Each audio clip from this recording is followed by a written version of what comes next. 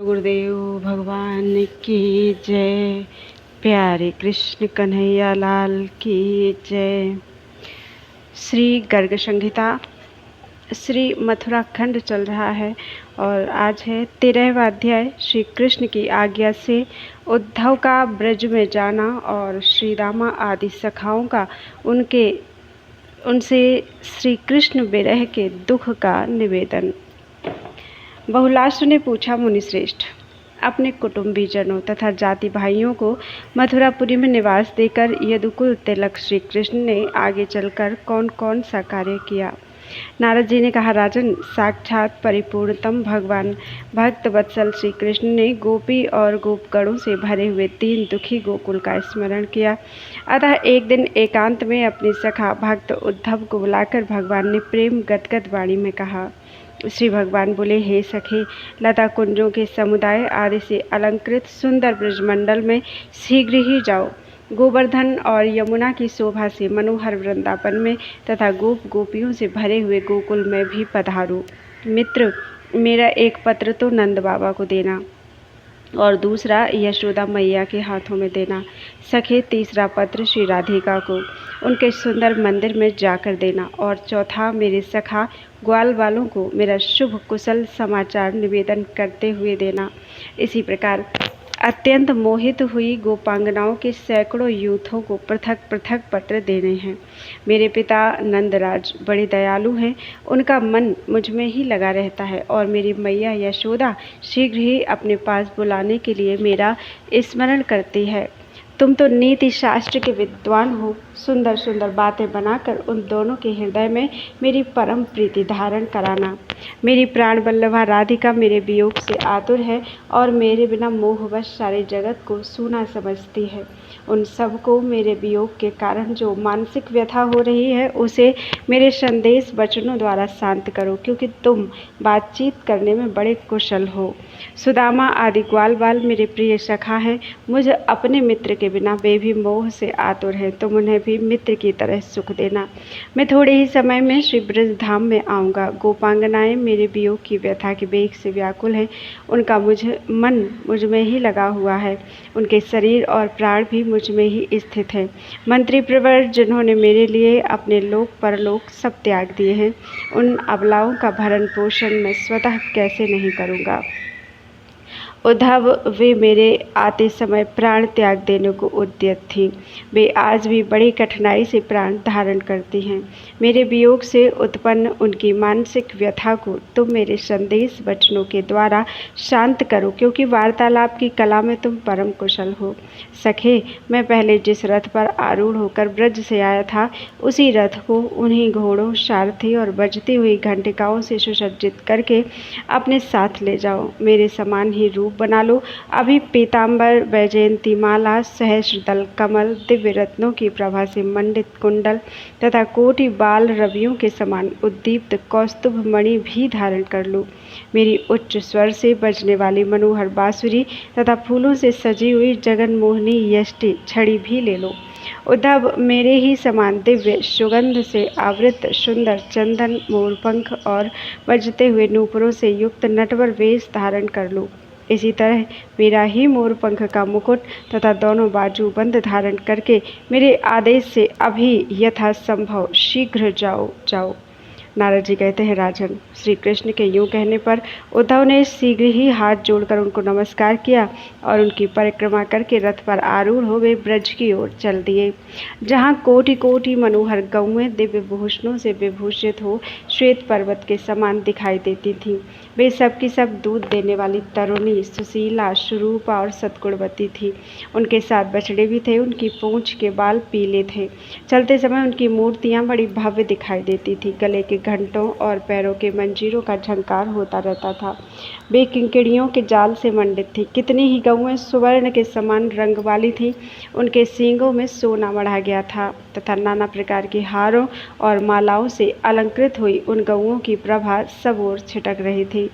कोई लाल, कोई हरी, कोई तांबे के रंग वाली, कोई पीली, कोई श्यामा और कोई चितकबरी थी।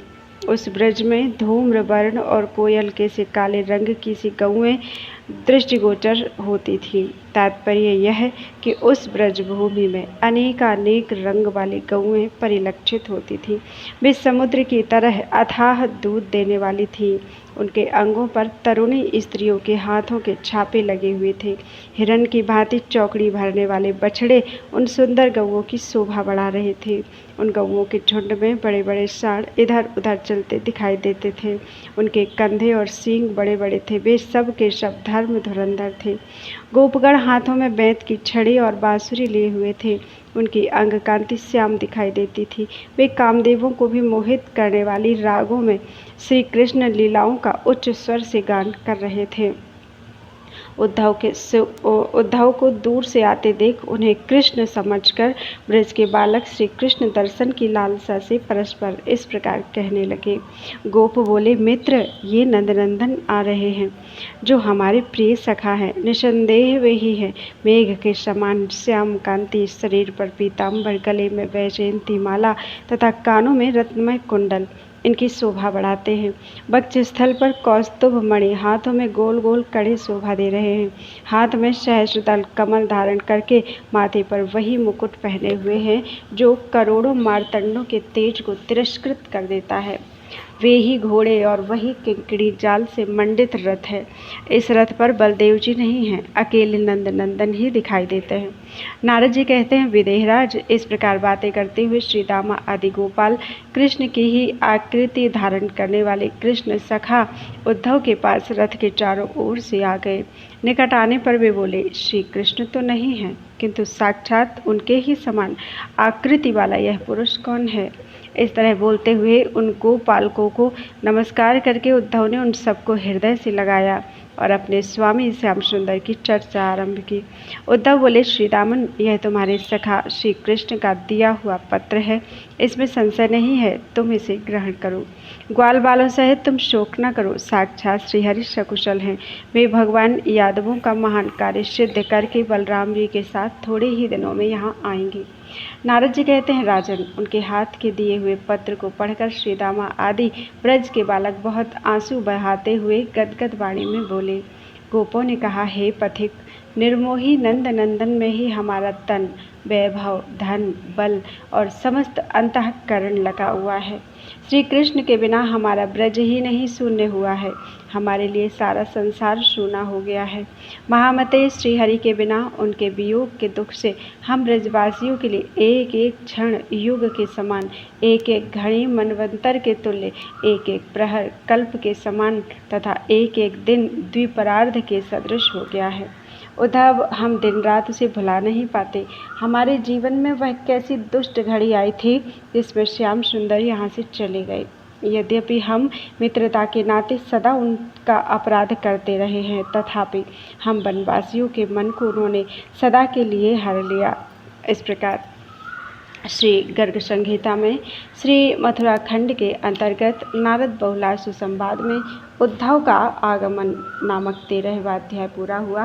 बोलो वृंदावन बिहारी लाल की जय।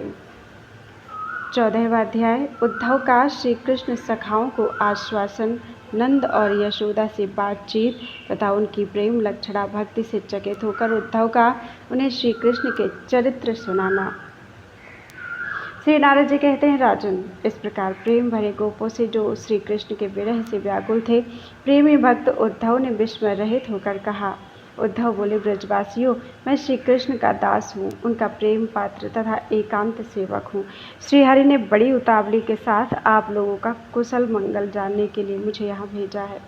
यहाँ से मथुरापुरी को लौटकर श्रीहरि से आप लोगों की विरह वेदना निवेदित करके अपने नेत्रों के जल से उनके चरण पखार कर उन्हें प्रसन्न करूँगा और उन्हें साथ लेकर शीघ्र ही आप लोगों के समीप आऊँगा।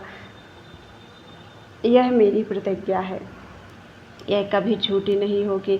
गोपालगण, आप लोग प्रसन्न हो, शोक ना करें। आप इस ब्रज में शीघ्र ही श्री वल्लभ श्रीहरि का दर्शन करेंगे।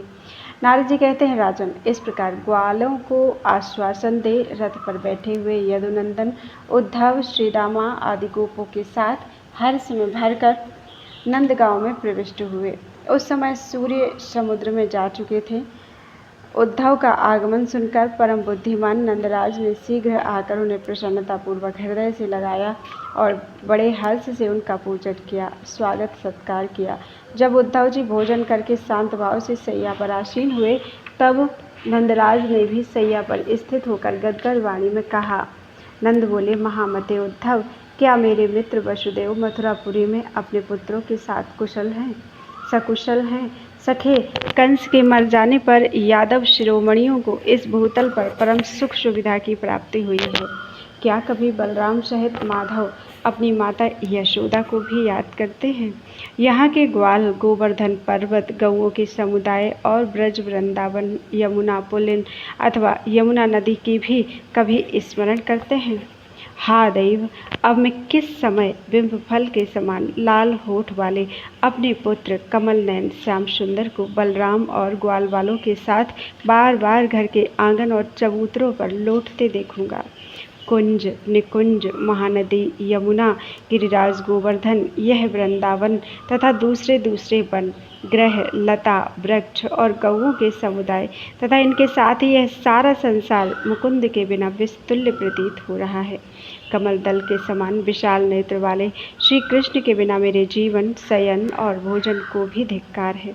इस भूतल पर चंद्रमा से बिछड़े हुए चकोर की भांति मैं उनके आगमन की बहुत अधिक आशा से ही जीवन धारण कर रहा हूँ।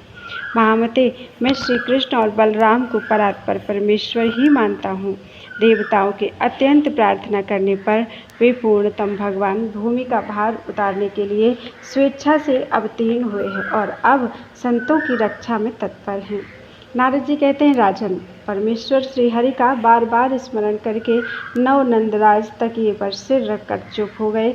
उनका अंग अंग उत्कंठा के कारण रोमांच युक्त और विह्वल हो रहा था। राजन, उस समय श्री कृष्ण सखा उद्धव के देखते देखते श्री नंदराज के नेत्र कमलों से निकलती हुई अश्रुधारा बिस्तर और तकिए सहित सैया को भिगोकर आंगन में बह चली। मथुरापुरी से उद्धव जी का आना सुनकर सती यशोदा तुरंत दरवाजे के किवाड़ों के पास चली आई और अपने पुत्र की चर्चा सुनने लगी। उस समय स्नेहवत उनके स्तनों से दूध झरने लगा और नेत्र कमलों से आंसुओं की धारा बह चली। फिर वे लाज छोड़कर पुत्र स्नेह से उद्धव के पास चली आई और सारा कुशल मंगल स्वयं पूछने लगी। नेत्रों से बहती हुई अश्रुधारा को आंचल से पहुंचकर हरि की भावना से बेहुल नंद जी की उपस्थिति में वे बोली। यशोदा ने कहा, उद्धव, क्या कन्हैया कभी मुझको अथवा अपने नंद बाबा नंदराज को याद करता है? इनके भाई सन्नंद उसे देखने के लिए बहुत उत्सुक रहते हैं। क्या वह इनका भी स्मरण करता है? इस ब्रज में 9 नंद, 9 उपनंद और 6 वृषभानु रहते हैं। क्या कन्हैया इन सबको याद करता है, जिनकी गोदी में बैठकर उसने वन वन में बाल केली की थी, जिनके साथ नंदनंदन शानंद गेंद खेला करता था? उन अपने स्नेही गोपों का वह कभी स्वतः स्मरण करता है? मुझे मेरे जीवन में एक ही बेटा मिला था। मेरे बहुत से पुत्र नहीं हैं, फिर भी वह एक ही पुत्र मुझ दीन दुखी माँ को छोड़कर दूसरी दिशा को चला गया। महामते, स्नेह करने वालों के लिए कष्ट होना अनिवार्य है, यह कैसी आश्चर्य की बात है। मानद, बताओ, मैं पुत्र के बिना क्या करूं, कैसे जीवित रहूं? मैया मुझे दही दे या मुझे ताज़ा मक्खन दे। इस प्रकार मधुर वाणी में बोलकर वह घर में सदा हठ किया करता था। वही कन्हैया अब दोपहर में कैसे भोजन करता होगा? यह मेरा लाल कन्हैया ब्रजवासियों का जीवन है, ब्रज का धन है, इस कुल का दीपक है तथा अपनी बाल लीला से सबके मन को मोह लेने वाला है। उसके लालन पालन में मेरे इतने वर्षों के दिन एक क्षण की भांति बीत गए। अहो, आज नंदनंदन के बिना वही दिन एक कल्प के समान भारी हो गया है। जिस कन्हैया को ग्वाल वालों के साथ बछड़े चराने के लिए मैं गांव की सीमा पर और नदी के किनारे भी नहीं जाने देती थी, हाय, वही अब मथुरा चला गया। ओ मोहन, यूं दूर से पुकारकर जो उसे गोद में लेते और लाड़ प्यार करते थे, वे ही नंदराज उसके बिना खेद और विषाद में डूबे रहते हैं। अहो, एक दिन दही का भाड़ फोड़ देने पर मुझ निर्मोहिनी ने उस बच्चे को रस्सी से बांध दिया था। आज वह करतूत याद करके मैं शोक में डूब रही हूँ। यह आंगन, सारा सभा मंडप, मकान, सरोवर, गली, ब्रज, महलों की छतें सब सूनी हो गई हैं। मुकुंद के बिना यह सारा जगत विष के तुल्य प्रतीत होता है। कन्हैया के बिना मेरे इस जीवन को धिक्कार है। नंद जी कहते हैं, राजन, यशोदा और नंद में उच्च कोटि के प्रेम का लक्षण प्रकट हुआ देख उद्धव अत्यंत आश्चर्यचकित हो गए। उनका अपना सारा अभिमान, ज्ञानाभिमान गल गया। उद्धव बोले, अहो महाप्रभु नंद और यशोदा जी, मेरे शरीर में जितने रोम हैं वे सब यदि जिह्वाएं हो जाएं तो उन जिह्वाओं द्वारा भी मैं आप दोनों की महत्ता का वर्णन करने में समर्थ नहीं हूँ।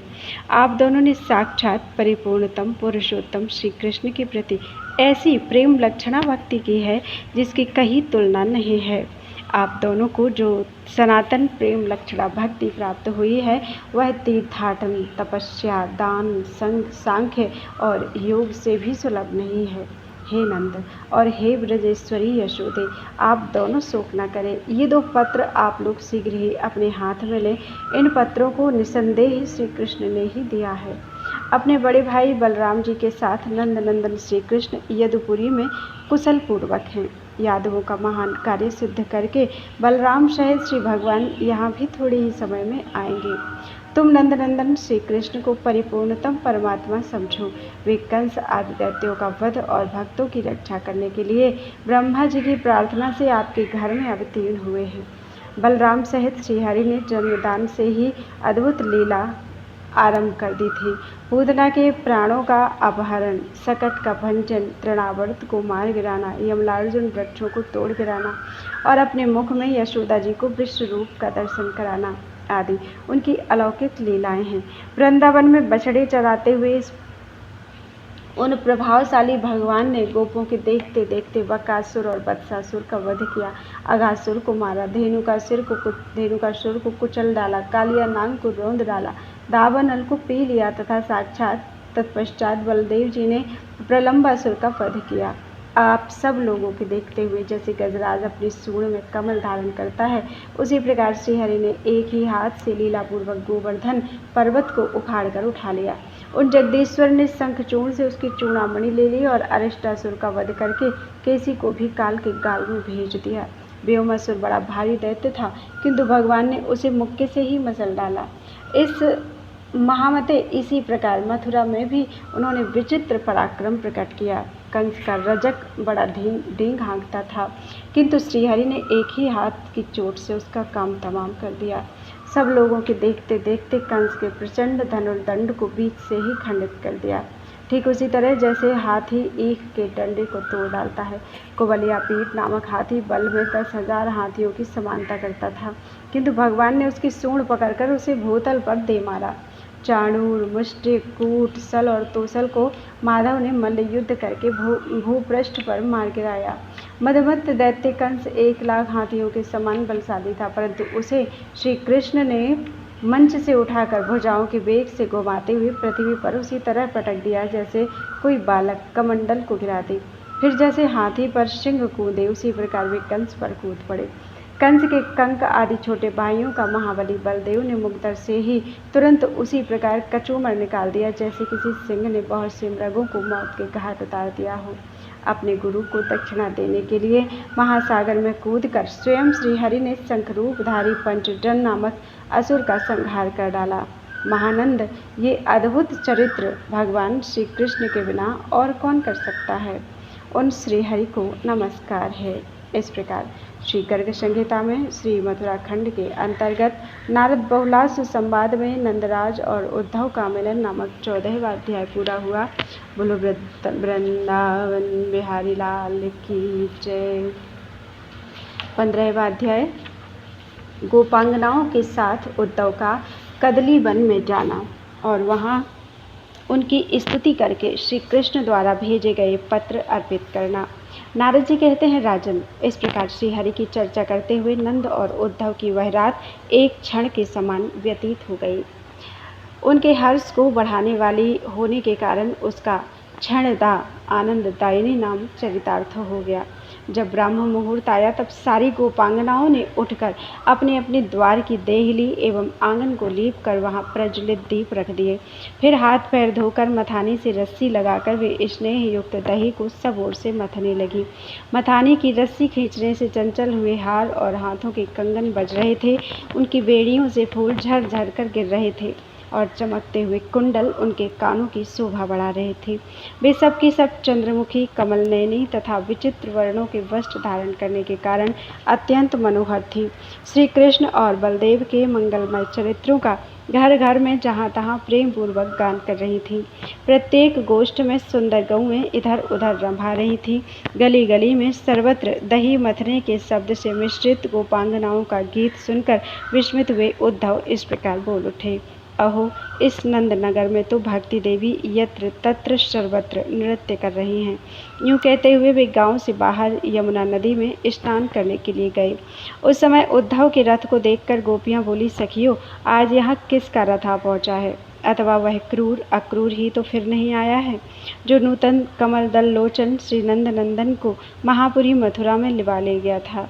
जैसे कद्रू ने जगत के लोगों को मारने या डसवाने के लिए ही इधर उधर विषधर नागों को उत्पन्न किया है, उसी प्रकार इसने ही सत्पुरुषों को तीव्र ताप देने के लिए ही न जाने उसकी माता ने उसे किस कुसमय में जन्म दिया था, जो कंस का स्वार्थ साधक तथा कंस का ही अत्यंत निर्दय सखा है, वह इस ब्रजमंडल में फिर क्यों आया है? अपने मरे हुए स्वामी की पारलौकिक क्रिया क्या आज वह हम लोगों के प्राणों से ही संपन्न करेगा? नारद जी कहते हैं, राजन, इस प्रकार बातचीत करती हुई ब्रज की गोपांगनाएं सारथी के मुख को 2 अंगुलियों से ठोक कर निकट से पूछने लगी, जल्दी बताओ, यह किसका रथ है? बेचारा सारथी आर्त भाव से हक्का बक्का सा होकर देखने लगा। इतने में उन्हें उद्धव जी आते दिखाई दिए। उनकी कांति मेघ के समान श्याम थी, नेत्र प्रफुल्ल कमल दल के समान विशाल थे, आकार भी श्री कृष्ण से मिलता जुलता था। वे करोड़ों कामदेवों को मोह लेने वाले जान पड़ते थे। उनके शरीर पर पीताम्बर सुशोभित था। उन्होंने गले में नूतन वैजयंती माला धारण कर रखी थी, जिस पर झुंड के झुंड भ्रमर टूट पड़ते थे। उनके हाथ में सहस्रदल कमल सुशोभित था। उन्होंने हाथों में बांसुरी और बैंत की छड़ी ले रखी थी। उनका वेश बड़ा मनोहर था। करोड़ों बाल रवियों की कांति से युक्त मुकुट उनके मस्तक को मंडित कर रहा था। वक्ष स्थल में कौस्तुभ नामक महामणि प्रकाशमान थे और रत्नमय कुंडल उनके कपोल मंडल की कांति बढ़ा रहे थे। नरेश्वर चाल ढाल, आकृति, शोभा, शरीर, हास और मधुर स्वर, सभी दृष्टियों से श्री कृष्ण का सारूप्य धारण करने वाले उन उद्धव को देखकर समस्त गोपियां चकित हो गईं और उन्हें गोविंद का सखा जानकर उनके सामने आईं। यह जानकर कि ये भगवान श्री हरि का संदेश लेकर आए हैं, वे नीति युक्त सुंदर वचन बोलकर उनके प्रति आदर दिखाने लगी तथा संतों के स्वामी गोविंद की गूढ़ कुशल पूछने के लिए उन उद्धव जी को साथ लेकर भी कदली वन में गई, जहाँ ब्रजभानुनंदिनी श्री राधा यमुना के तट पर मनोहर निकुंज मंदिर में भगवान के विरह से आतुर होकर बैठी थी और उन श्रीहरि के बिना सारे जगत को सर्वथा सूना मानती थी। जो पहले केलों के पत्तों से और घिसे हुए चंदन के पंख से शीतल मेघ मंदिर सा प्रतीत होता था तथा यमुना की चंचल चारों तरंगों की फुहार पड़ने से जहाँ ऐसा प्रतीत होता था कि साक्षात सुधा किरण चंद्रमा की सुधा राशि स्वतः गल रही है, ऐसा कदली वन सारा का सारा श्री राधा की वियोगाग्नि के तेज से अत्यंत झुलस गया था। केवल श्री कृष्ण के शुभ आगमन की आशा से श्री राधा अपने शरीर की रक्षा कर रही थी। श्री कृष्ण के सखा उद्धव का आगमन सुनकर श्री राधा ने अपनी सखियों के द्वारा अन्नपान और मधुपर्क आदि मांगलिक वस्तुएं अर्पित कर उनका बड़ा आदर सत्कार किया। उस समय वे बारंबार श्री कृष्ण कृष्ण का उच्चारण करती थी। गोविंद के वियोग से खिन्न हुई राधा अमावस्या में प्रविष्ट चंद्रकला की भांति क्षीण हो रही थी। उस समय उद्धव ने नतांगी एवं कृशांगी राधा को हाथ जोड़कर प्रणाम किया और उनकी परिक्रमा करके वे हर्षपूर्वक बोले। उद्धव ने कहा, श्री राधे, श्री कृष्ण सदा परिपूर्णतम भगवान हैं और आप सदा परिपूर्णतमा भगवती हैं। श्री कृष्ण चंद्र नित्य सनातन ब्रह्म हैं।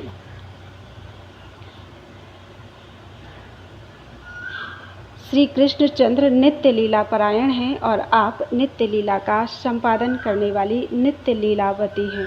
श्री कृष्ण भूमा हैं और आप इंदिरा हैं। श्री कृष्ण नित्य सनातन ब्रह्मा हैं और आप सदा उनकी शक्ति सरस्वती हैं। श्री कृष्ण शिव हैं और आप कल्याण स्वरूपा शिवा हैं। भगवान श्री कृष्ण विष्णु हैं और आप निश्चय ही उनकी पराशक्ति वैष्णवी हैं। आदि देवता श्री हरि कौमार सर्गी सनक सनंदन सनातन और सनत कुमार हैं तथा आप ज्ञानमयी शुभा स्मृति हैं। श्री हरि प्रलय काल के जल में क्रीड़ा करने वाले यज्ञ बाराह हैं और आप ही वसुधा हैं। श्री हरि मन से जब देवर्षि वरीय नारद बनते हैं तब साक्षात आप ही उनके हाथ की वीणा होती हैं।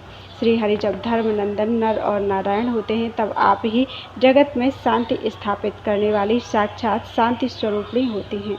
श्री कृष्ण ही साक्षात महाप्रभु कपिल हैं और आप ही सिद्ध सेविता सिद्धि राधे। श्री कृष्ण महामुनीश्वर दत्तात्रेय हैं और आप ही नित्य ज्ञानमयी सिद्धि। श्री हरि यज्ञ हैं और आप दक्षिणा वे उरुक्रम वामन हैं तो आप सदा उनकी शक्ति जयंती हैं। श्री हरि जब समस्त राजाओं के अधिराज प्रथु होते हैं तब आप उन महाराज की पटरानी अर्ची देवी के रूप में प्रकट होते हैं। शंखरसुर का वध करने के लिए जब श्री हरि ने मत्स्यावतार ग्रहण किया तब आप श्रुति रूपा हुई। मंदराचल द्वारा समुद्र मंथन के समय श्रीहरि कच्छप रूप में प्रकट हुए तब आप वासुकी नाग में शुभदायिनी नेति शक्ति रूप से प्रकट हुए। सुबह परमेश्वरी श्रीहरि जब पेड़ाहारी धन्वंतरी के रूप में आविर्भूत हुए तब आप दिव्य सुधामयी औषधि के रूप में दृष्टिगोचर हुई। श्री कृष्णचंद्र जब मोहिनी रूप में सामने आए तब आप उनके भीतर विश्व मोहिनी मोहिनी के रूप में अभिव्यक्त हुई। श्रीहरि जब नरसिंह रूप धारण करके नृसिंह लीला करने लगे तब आप निज भक्त वत्सला लीला के रूप में सामने आए। जब श्री कृष्ण ने वामन रूप धारण किया तब आप अपने भक्तजनों द्वारा कीर्ति रूपिणी हुई। जब श्रीहरि भृगुनंदन परशुराम का रूप धारण करके सामने आए तब आप ही उनके कुठार की धारा बनी। श्री कृष्णचंद्र जब रघुकुल चंद्र श्री राम हुए तब आप ही उनकी धर्मपत्नी जनक नंदिनी सीता थीं। जब सारंग धनवा श्रीहरि बादरायण मुनि व्यास के रूप में प्रकट होते हैं तब आप वेदांत तत्व को प्रकट करने वाली देववाणी के रूप में आविर्भूत होती हैं। ब्रजनिकुल तिलक माधव ही जब संकर्षण रूप होते हैं तब आप ही ब्रह्म भवा रेवती के रूप में उनकी सेवा में विराजमान होती हैं। श्रीहरि जब असुरों को मोहित करने वाले बुद्ध के रूप में प्रकट होते हैं तब आप विश्व जन्मोहिनी बुद्धि होती हैं। जब श्रीहरि धर्मपालक कल्कि के रूप में प्रकट होते हैं तब आप कल्कि के रूप में प्रकट होंगे तब आप कृति रूपिणी होंगी। चंद्रमुखी राधे चंद्रमंडल में श्री कृष्ण ही चंद्र रूप हैं और आप ही सदा चंद्रिका रूपिणी हैं। आकाशगत सूर्यमंडल में श्री कृष्ण ही सूर्य हैं और आप ही उनकी प्रभामयी परिधि के रूप में प्रतिष्ठित हैं। राधे निश्चय ही यादवेंद्र श्रीहरि सदा देवराज इंद्र के रूप में विराजते हैं और आप वहीं सचीश्वरी सची के रूप में निवास करती हैं। परमेश्वरी श्रीहरि ही हिरण्यरेता अग्नि हैं और आप ही सदा हिरण्मयी पराज्योति हैं। श्री कृष्ण ही राज कुबेर के रूप में विराजते हैं और आप ही उनकी निधि में निधीश्वरी होकर शोभा पाती हैं। साक्षात श्रीहरि ही क्षीर सागर हैं और आप ही तरंगित होने वाले श्वेत रेशम के समान शुक्ल वर्ण तरंगमाला हैं। सर्वेश्वर श्रीहरि जब जब कोई शरीर धारण करते हैं तब तब आप उनके अनुरूप शक्ति के रूप में प्रसिद्ध होती हैं। स्वयं श्रीहरि जगत स्वरूप तथा ब्रह्म रूप हैं और आप ही जगन्मयी एवं ब्रह्ममयी चैतन्य शक्ति हैं। राधे आज भी वे ही ये श्रीहरि ब्रजराज नंदन हैं और आप उनकी प्रिया ब्रजभानु नंदिनी हैं। आप दोनों ने जगत में सुख शांति की स्थापना के लिए नाना प्रकार के क्रीड़ामय चरित्रों द्वारा ललित आदि लीलाओं के रूप में सत्वमयी लीला प्रकट की है। पुराण पुरुष श्री कृष्ण स्वयं परब्रह्म हैं और आप ही उनकी इच्छा रूपिणी लीला शक्ति हैं। आप दोनों के श्री विग्रह सदा परस्पर संयुक्त हैं। ऐसे आप दोनों श्री राधा कृष्ण को मेरा नमस्कार है। राधिके आप शोक न करें और अपने प्राणनाथ का दिया हुआ यह पत्र लें। उन्होंने यह संदेश दिया है कि मैं कुछ ही दिनों में यहाँ के कार्यों का संपादन करके वहाँ आऊँगा। गोपांगनाओं, आज ही भगवान श्री कृष्ण के दिए हुए ये परम मंगलमय सैकड़ों पत्र आप लोग ग्रहण करें। श्री कृष्ण की प्रिय तमाम ब्रज सुंदरियों के सत यूथों के लिए ये पत्र अर्पित किए गए हैं। इस प्रकार श्री गर्ग संहिता में श्री मथुरा खंड के अंतर्गत नारद बहुलाश्व संवाद में उद्धव द्वारा श्री राधा का दर्शन नामक 15वां अध्याय पूरा हुआ। बोलो वृंदावन बिहारी लाल की जय। त्वदीयं वस्तु गोविंदम तुभ्यमेव समर्पितम्।